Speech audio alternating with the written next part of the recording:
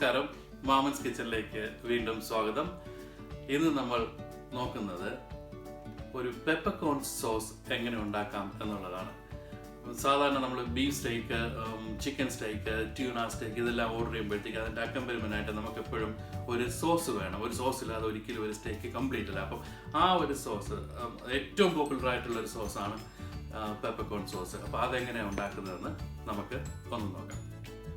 അപ്പം peppercorn sauce ഉണ്ടാക്കാനായിട്ട് ആദ്യമായിട്ട് ഒരു ചെറിയൊരു സോസ് പാൻ നല്ല ഒരു മീഡിയം ഹീറ്റിൽ ചൂടാക്കുക. അതിലേക്ക് കുറച്ച് ബട്ടർ,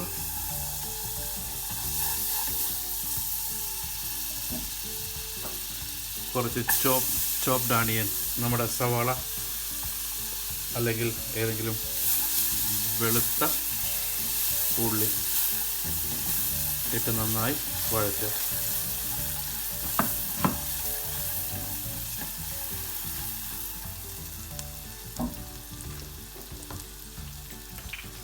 അതിലേക്ക് നമുക്ക് പൊടിച്ച കുരുമുളക് പൊടി, ക്രഷ്ഡ് പെപ്പർകോൺസ് ചേർക്കാം.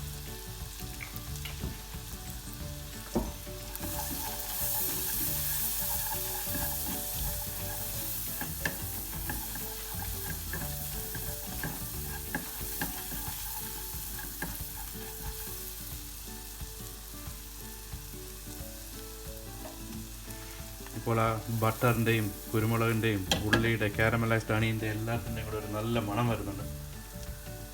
അതിലേക്ക് നമുക്ക് കുറച്ച് ഡബിൾ ക്രീം.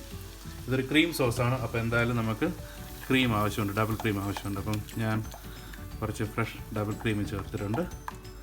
സാധാരണ ഒരു പെപ്പർകോൺ സോസിൽ എസ്പെഷ്യലി ഫ്രഞ്ചുകാർ അവർ ബ്രാൻഡി ചേർക്കും, അല്ലെന്നുണ്ടെങ്കിൽ റെഡ് വൈൻ ചേർക്കും. അപ്പം ആ റെഡ് വൈനിൻ്റെ ഒരു അസിഡിറ്റി അത് ആ സോസിൻ്റെ ഫ്ലേവറിനെ ഒരുപാട് നന്നായിട്ട് ഇൻഫ്ലുവൻസ് ചെയ്യും. പക്ഷേ ഞാൻ ഇന്ന് വൈനോ ബ്രാൻഡിയോ ഒന്നും ചേർക്കുന്നില്ല. പകരം കുറച്ച് സോയാ സോസ്, ഡാർക്ക് സോയാ സോസാണ് ഞാൻ ചേർക്കാൻ പോകുന്നത്. അപ്പോൾ ഇത് കുറച്ചൊരു സോൾട്ടിനെസ്സും നല്ലൊരു കളറും നൽകും. അടിപൊളി. അപ്പം സോയാ സോസിനകത്ത് ഉപ്പുള്ളത് കൊണ്ട് നമ്മൾ ഒന്ന് ടേസ്റ്റ് ചെയ്തിട്ട് ഇനി എക്സ്ട്രാ ഉപ്പ് ചേർക്കാവുള്ളൂ.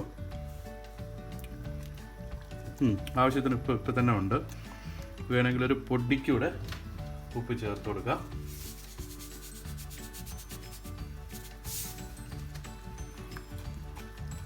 അപ്പം ഏകദേശം നന്നായി വരുന്നുണ്ട്. കുറച്ചുകൂടെ ഒന്ന് തിക്കായി കുറുകി വരുമ്പോഴത്തേക്ക് നമുക്കത് അടുപ്പിൽ നിന്ന് മാറ്റാം. വളരെ സിമ്പിളാണ്, എന്നാൽ ഡെലിഷ്യസ് ആയിട്ടുള്ള ഒരു സ്റ്റേക്കിൻ്റെ ഒരു സൈഡ് സോസാണ്, അല്ലെങ്കിൽ ഒരു അക്കമ്പനിമെൻ്റാണ് പെപ്പർകോൺ സോസ്. ഏകദേശം റെഡിയായി കഴിഞ്ഞു. നമുക്കത് അടുപ്പിൽ നിന്ന് മാറ്റാം.